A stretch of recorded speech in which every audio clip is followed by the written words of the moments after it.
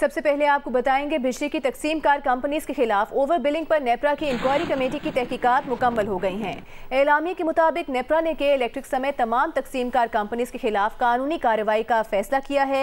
एलामिया के मुताबिक तहकीकात में बिजली की तकसीमकार कंपनीज की जानिब से एवरेज बिल भेजने और 3 दिन से जायद अरसे की बिलिंग करने का इंकशाफ हुआ है। नुमाइंदा जियो न्यूज सैफुर रहमान ने हमें ज्वाइन किया है। सैफुर रहमान, कहिएगा इस अहम खबर से मुतालिक डिटेल्स क्या है आपके पास? जी बिल्कुल, जुलाई और अगस्त के महीने में आपको मालूम होगा कि बहुत ज्यादा बिल आए थे सार्फिन को। मुल्क भर में काफी ज्यादा इस हवाले से हंगामे भी शुरू हो गए थे, जिसके बाद नेपरा को जो शिकायत आई थी तो नेपरा ने इस हवाले से एक कमेटी बनाई थी। उस कमेटी की जो रिपोर्ट है वो आ गई है, उनकी सिफारिशात आ गई हैं। तो इसमें ये बात एस्टेब्लिश हो गई है कि बहुत ज्यादा भारी बिल भेजे गए थे, जिसमें ये बताया गया है कि ऐसी भी बिलिंग हुई है जो 30 दिन से ज्यादा सार्फिन को बिजली तकसीम कर कंपनियों ने बिल भेजे। जब उनको ज्यादा बिल भेजे गए, वो ऐसे सार्फिन जो प्रोटेक्टेड थे वो उस कैटेगरी से निकलकर नॉन प्रोटेक्टेड कैटेगरी में चले गए, उनको ज्यादा जो कीमत अदा करनी पड़ी। इसमें यह भी बताया गया है कि जो के इलेक्ट्रिक है उसमें जुलाई के महीने में 65,675 और अगस्त के महीने में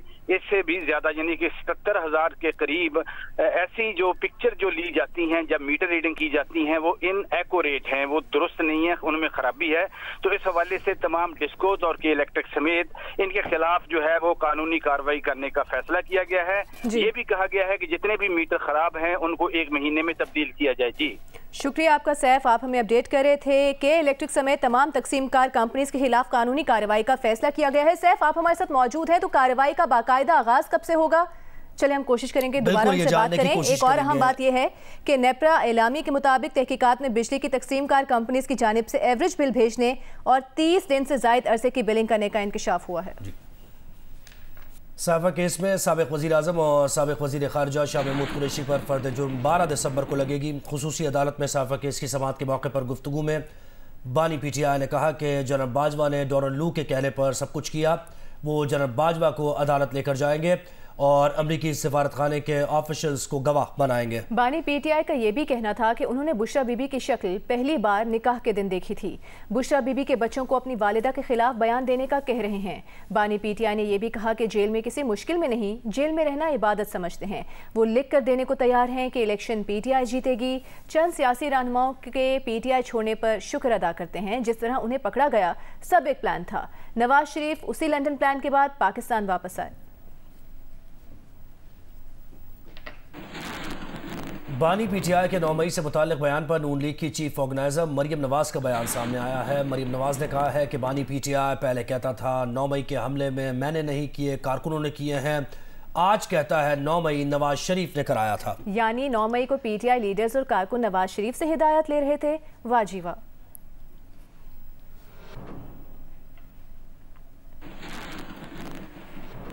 बानी PTI के निकाह से पहले बुशरा बीबी का चेहरा न देखने के दावे पर उनके साबिक करीबी साथी और राजदान ओन चौधरी का मौक़िफ़ सामने आ गया है। जियो न्यूज़ से गुफ्तगू में ओन चौधरी ने कहा है कि बानी PTI का बुशरा बीबी को निकाह से पहले ना देखने का दावा इस सदी का सबसे बड़ा झूठ है।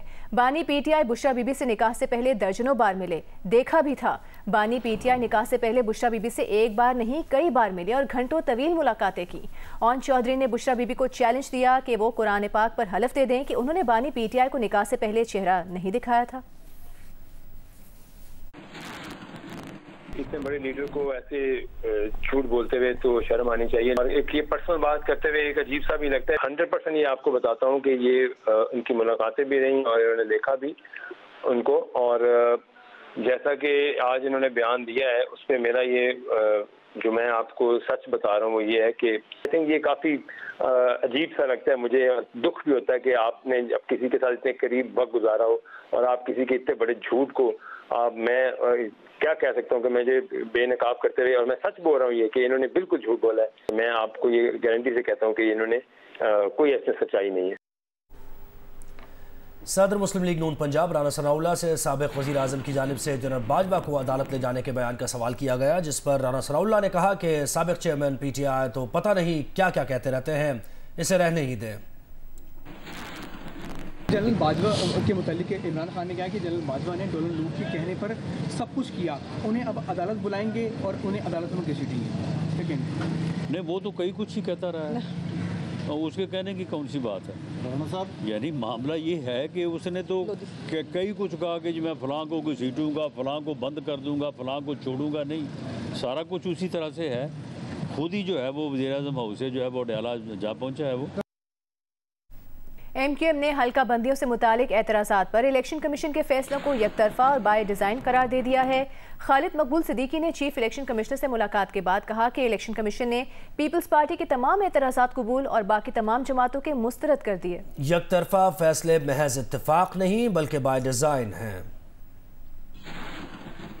इस यकतरफा यानी पीपल्स पार्टी ने जितने एतराज़ात किए वो सब कबूल कर लिए गए और जितनी बाकी पार्टियों ने किए वो सब रिजेक्ट कर दिए गए। जनाब ये तो बाय डिज़ाइन है, इसको तस्लीम नहीं किया जा सकता। इस वक्त इलेक्शन कमीशन जो सिंध का है उसके जो हेड हैं एजाज चौहान,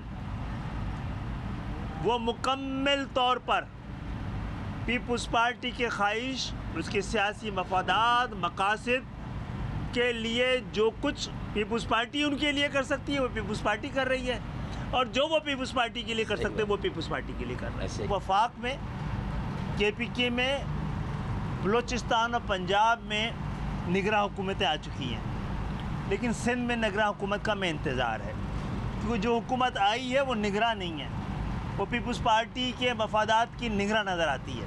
तमाम वजारतों को वो पुराने वज़ीर जो कि 5-5, 10-10 साल से देख रहे थे वही देख रहे हैं। सबके लिए काबिल कबूल इंतखाबात, अगर इलेक्शन कमीशन, निगरां हुकूमतें इस मुल्क को नहीं दे सकी तो जिन बहरानों में ये मुल्क है उसमें कई गुना इजाफा हो जाएगा। हल्काबंदियों से मुतालिक MQM के मौक़िफ़ पर पीपल्स पार्टी का मौक़िफ़ भी सामने आ गया है। पीपल्स पार्टी कराची डिवीज़न के सदर सईद गनी ने कहा कि MQM इदारों पर दबाव डालने के लिए PTI का रास्ता इख्तियार कर रही है।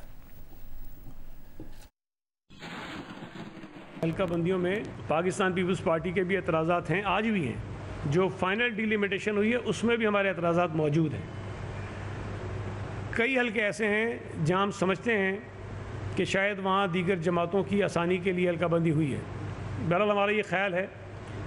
अब ये जब कहते हैं कि जी फ़लाँ जगह पे पीपल्स पार्टी के हल्के अच्छे कर दिए गए, ज़रा वो भी तो बताए ना जो इनके लिए अच्छे कर दिए गए हैं, उसका जिक्र नहीं करेंगे ये। तो हल्का बंदियों पर जो एतराज़ात हैं उस पर आवाज़ उठाने के लिए जो कानूनी रास्ते मौजूद हैं हम भी उठाएंगे, इख्तियार करेंगे, वो भी करें। लेकिन चूँकि MQM को, GDA को, PMLN को ये यकीन है कि इंतखाबात हार रहे हैं, इसलिए वो चाहते हैं कि ये तनाज़े बढ़ते रहें और ये शायद उनकी ख्वाहिश हो सकती है कि इलेक्शन वक्त में ना हो।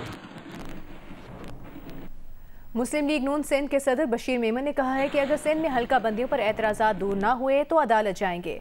कराची में न्यूज़ कॉन्फ्रेंस के दौरान बशीर मेमन ने कहा कि हल्का बंदियों पर एतराज़ात से इलेक्शन कमीशन को आगाह कर दिया है।